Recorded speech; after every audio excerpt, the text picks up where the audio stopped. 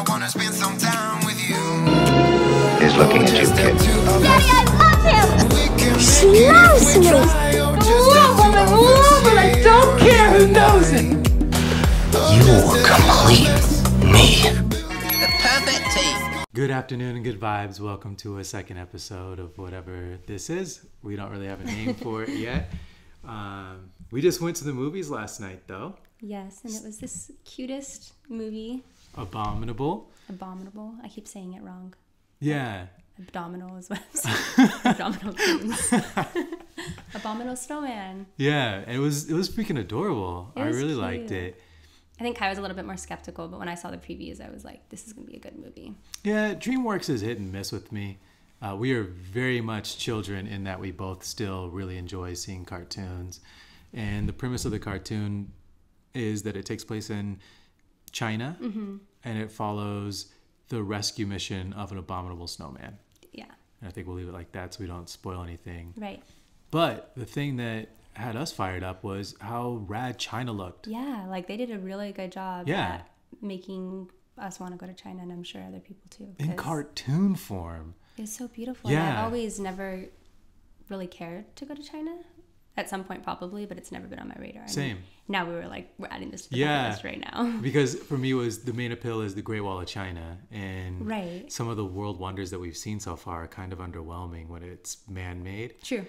But now that I've seen what else China has to offer, I'm fired up about it. Yeah, I agree. Yeah, they did a fantastic job with that. We did there was one scene specifically where they referenced, because it's almost reminded me of Carmen Sandiego in the way that they explored a whole region and taught you things without really teaching you things. It wasn't over the head. That's true. But they specifically referenced the Yellow Mountains, and in cartoon form I thought, wow, that looks really cool. There's no way it actually looks like that. Pulled out my phone, and then you pulled it up. And it actually looks just like the way they depicted it in the cartoon. Yeah, that's what I was thinking too. I'm like, maybe they just are kind of overhyping places. Yeah. Because you can make it look as beautiful as you want in TV, cartoons. Yeah, for sure. Especially in cartoons. Yeah, and it's kind of cool that you have this fictional creature that's always been larger than life, the Yeti or an abominable snowman. Oh, right. Mm-hmm. But the way that they depict that character in China, they make China feel larger than life, but it's based on what we've been Google searching and prepping for our future travels. It looks right on par. Yeah, that was really cool. So segueing into that, I have a friend who left the travel industry, and when she left the travel industry, her fear was that she wouldn't be able to get around the world like she used to. Right. And I told her, when it's a passion of yours, you'll just make it happen. It doesn't matter how, you make it happen. And I think there's a lot of tools that make it possible. I think one of the dominant tools you can use are credit cards. But before I get into that, I think there's a life lesson you can learn from Las Vegas and from credit cards.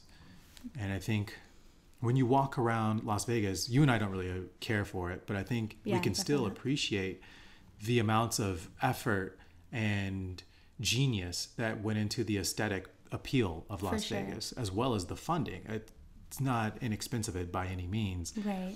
You have roller coasters that are zipping in and out of casinos. You have the outside made up to look like New York and Rome. They put a lot of effort into it. Right. Once you get inside, they have these elaborate shows. They have buffets. If you sit in front of a slot machine, you can get free drinks. Right. Mm-hmm. But I think you have to understand the way the funding works. The drinks aren't free, right? They're free if you're sitting playing on the slots, because they realize if they can get you to spend $30 at the slots and they can give you a $7 drink for free, they're coming out $23 a head. Right. So they win when you lose. And credit cards are very similar in that aspect. Because a lot of them have killer rewards that they offer. But the only way that the rewards are lucrative for the airline, for these companies to offer, is if they're making money off you. Right. Because if they give you a mile towards flight, in addition to fronting you for $1, and then you give the dollar right back, then if anything, they're at a loss because they gave you a mile. There's no profit margin there. Right? Yeah, they're not that nice. So exactly. But credit cards, just like Las Vegas, they win when you lose. So if they can get you in debt which, as we're about to get into, you find that most of these companies incentivize you to spend a certain amount of money Right. before they give you these huge rewards. If they can get you in debt, then they can start making profits off of you. So they win when you lose. And they could do it within the first 3 months. Always. Yeah, there's always that timestamp and there's always the associated amount. Right. So before we go into our favorite credit cards or just the perks of these credit cards in general, I want to stress that if you are not good with your money, just don't even play this game. But if you are responsible and you know how to get debt free or at least stay in the green, Right. then credit cards are a great way to be able to get around the world. For sure. There's lots of perks. The first thing I would say, because my responsibility was looking at the airline credit cards,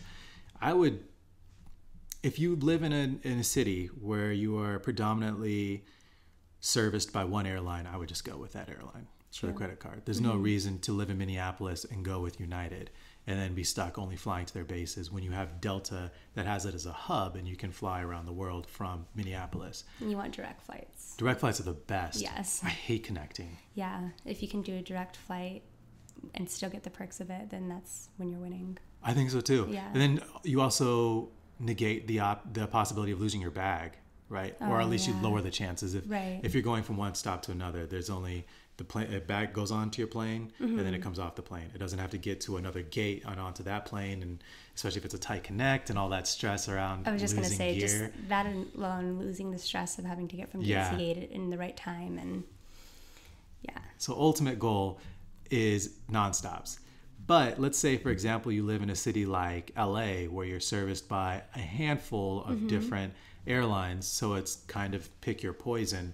In that regard, I took a look at 5 different airlines and the current perks that they're offering. These are always changing. And I've divided into the main categories. So for the first tier, miles offered as a reward for signing up. Most of them are right around the 40,000 mark, and they have different spending levels. American is $2,500 in the first 3 months. United and Alaska are both $2,000. Southwest is on the low end with $1,000, and then they'll give you an additional 20,000 points if you spend $12,000 on that credit card in a year. But right now, the king for the miles is Delta. They give you a total of 80,000 miles after spending 3,000 in the first 3 months. So it's more expensive, but it's also double what everybody else is offering. right. That 80,000 is divided into 75,000 miles straight up, and then 5,000 that can go towards making a medallion member, which comes with its own set of perks. Right. All will offer a free checked bag. The difference being that Alaska will allow it up to 6 guests under the same reservation on a credit card. And then, of course, Southwest is Southwest, so it's always 2 free checked bags, regardless if you have the credit card or not. Right. Or early boarding, that'll be Delta, American, and United. Lounge access, Delta with this card, with the Platinum card. I should specify that all these airlines have multiple tiered credit cards. And I looked at the second tier. Alaska just has kind of the straight up, they only have one card, but Delta had a series, as did United and American and Southwest. I just went with the second one. Yeah. So to kind of find a middle ground. Right. Delta Lounge Access is $29 for cardholders. There's no incentive for American.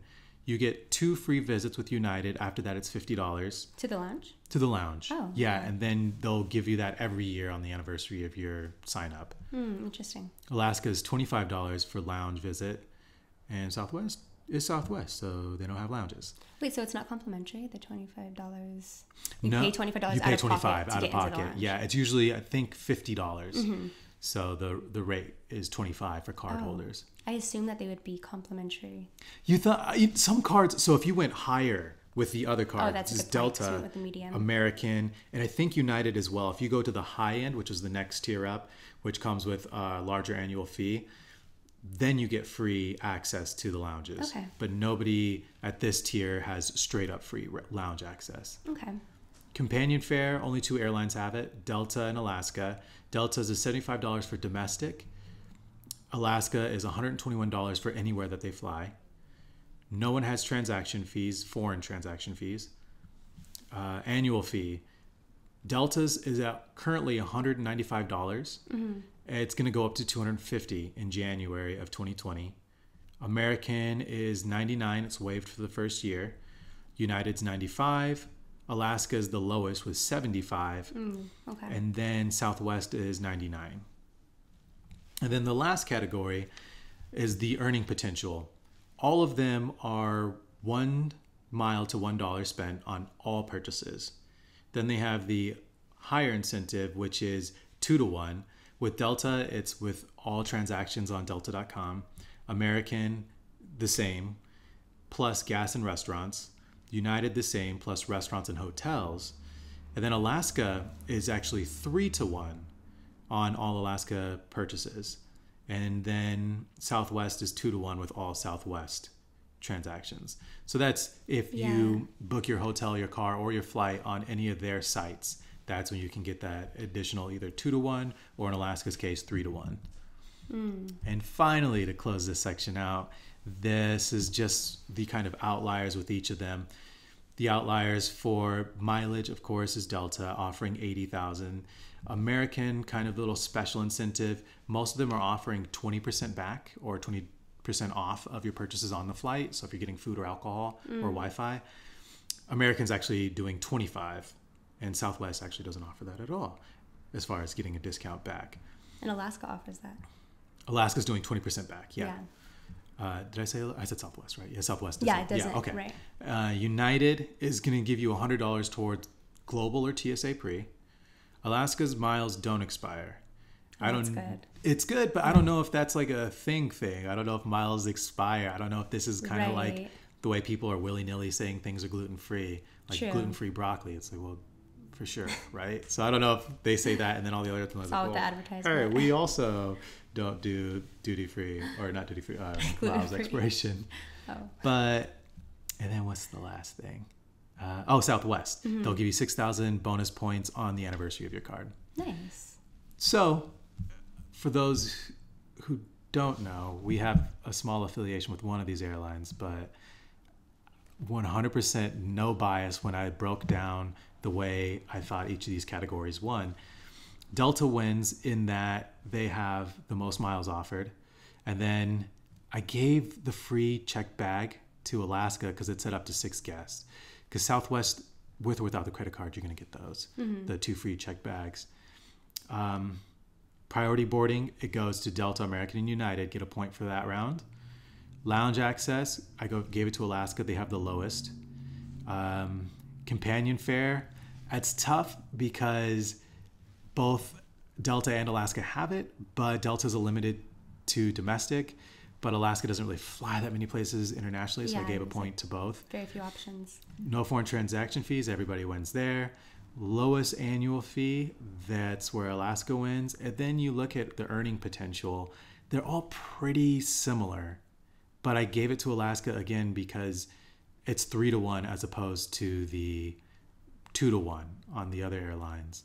So if all things are level and all of these airlines service you in your city that you live, I kind of would lean towards the Alaska card. Yeah. Even though Delta's got this crazy 80,000 miles, which is enough to get you to Tokyo and back to Portland round trip and still have some left over if you book it out far enough. That's good. That's crazy. Really cool, yeah. Yeah. So I think Delta would probably be my close second. Right. We just got a travel card. Yeah. And we didn't even look at airlines as an option for us. Yeah, because we didn't need an airline specific card, and we wanted a card that still gave us perks. Right. And with the amount of time that we spent at the airport, we wanted access to lounges. That was a really big thing for what we were looking for. Yeah.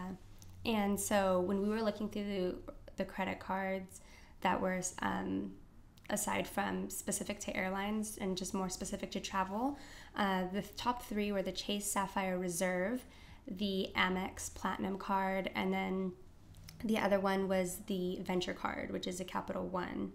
And when between the three of them, it really came down to the Amex or the Sapphire card. And they have similar benefits, but that they both have access to lounges. And the big thing that I think first off that we noticed was the annual fee was $550 for the Amex, whereas for the Sapphire it was only $450, which is actually still pretty expensive. Yeah.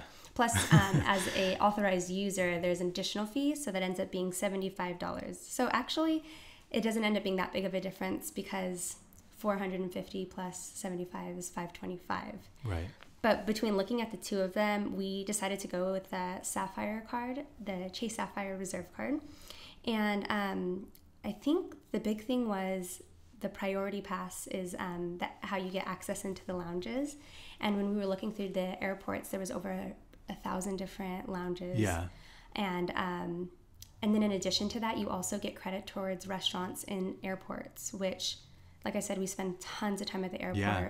And not only for both the restaurants and the lounges is it just for yourself, but you also get basically a buddy pass where you can bring 1 to 2 people in. Depending on the lounge. Depending right. on the lounge. Yeah. And even on the restaurants, some of the restaurants, you can still bring a guest. So they'll give you, we're finding it's $28 at most restaurants. Including alcohol. So you can get a fair amount or a very decent meal. Yeah.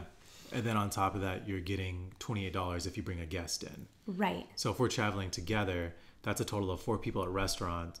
Or if we're going into a lounge, that can be a total of 6 of us getting into a lounge. Yeah. So that is awesome just alone itself. I guess going back to the Amex card does offer lounge access, and they do something kind of cool. You get $15 towards Uber every month. So their thing is, they'll pay for your ride to the airport. Right. And then after the qualifying purchases, so you think you spend $5,000 within the first 3 months and you get 60,000 miles. And then right now they're offering 5 times points for flights and for prepaid hotels. Yeah. So, and it's always kind of changing. Always, yeah. Yeah, but that's what they're offering now. And then with back to the Sapphire card, you get double points anytime you spend it on food or travel. And then also what's really cool is once you redeem your points, if you use it towards travel, you get 50% more back. And in addition to that, you get $300 to travel per year. Yes. Which is a way that we justified the annual fee, because we were like, we're going to use $300 for travel regardless. Easy. Yeah. Right. And that's when they say travel, that because Amex is doing this Uber thing, but when we paid for Uber using the Chase Sapphire card, it takes it as travel. Exactly. Yeah. And then once we meet that 60, and I'm so sorry, I didn't even say, so for the Sapphire card, you have to spend $4,000 within the first 3 months to also receive 60,000 points. But again, if you use it towards travel, which we will, you'll get 50% back. So it ends up being $750 towards travel, which we could use again towards Ubers. Right. If we wanted to use them for hostels or hotels. Right. Or for a flight, then that would all be covered. And in addition to that, you get $100 towards pre-check. Yeah. Right. The TSA and whatnot. Yeah. So we thought that the Chase Sapphire card was best for us. The Amex did have some cool perks, but in the end, I think we were more appealed to the Chase Sapphire and especially the perks at the restaurant, because we love food and we eat at the restaurant all the time anyways. Do you have any notes on the Venture card though? Oh yeah, so the Venture card, which is great if you are looking for a low annual fee, because it's only nothing. They don't have an annual fee. So that versus like $525 or $550 is a big difference. And you get 1.25 miles per dollar that you spend. And then you get 10 times points also if you book through thehotels.com, which is a ton. That's crazy. 10 to 1. Right. Yeah, that's a really good rate. So depending on who you are and what you're looking for, that could be great for you, but there's no there's no lounge access. Yeah. So that's kind of a bummer. I think the way that I've also defended the lounge access portion, or at least the annual fee, I should say, is that, first of all, $300 towards travel that they just give you every year and you take that from the 450, and then on top of that, so then it's about one, or I guess 525 for us because we added you as an authorized user to the card.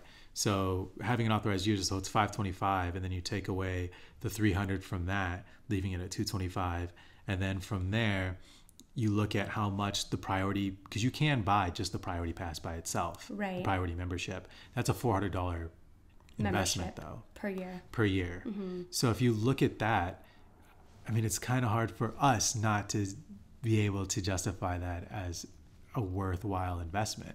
Right. We have already used it towards, I guess we've gotten our money's worth already. Most definitely. I mean, with the food alone. Yeah. But then in addition, we've been to the lounges, and we've only had the card for less than 2 months. Yeah. So we've definitely, it's already paid for itself, and we're super excited for future travels, just knowing that we'll be able to take advantage of the different perks that it has. What's your favorite lounge so far? My favorite lounge would probably be the Alaska Lounge in LAX. In LAX? Yeah, I think that one offered the most variety for food, and of course they had food that you could buy and everything, but there was healthy options. There was just a little bit of everything, and I thought it was nice and clean and really cozy seats and stuff. And yeah, that would be my favorite so far, which I've only been in maybe 3 to 4 lounges. But what about you? They're all pretty much the same. I think the service in Orlando was actually really on point. The servers that were in there were really quick with removing things. Okay. But yeah, for me, there was nothing that special about the 3 that was whoa, that one's amazing. Orlando versus Alaska, since I went to both of those 2, I thought Alaska had much better food. Okay. Yeah. And I think that's the other nice thing is once you have the membership, you're going to get a meal. If you're international, right? You're going to get a meal on the flight anyway.